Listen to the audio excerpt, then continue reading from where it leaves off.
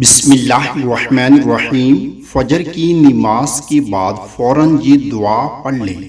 حضرت ابو امامہ رضی اللہ تعالی عنہ فرماتے ہیں کہ آپ صلی اللہ علیہ وآلہ وسلم نے فرمایا، جس نے یہ دعا صبح کو 3 مرتبہ پڑھی اور مر گیا تو جنت میں داخل ہوگا۔ اسی طرح یہ دعا شام کو پڑھ لے اور اسی رات مر جائے تو جنت میں داخل ہوگا۔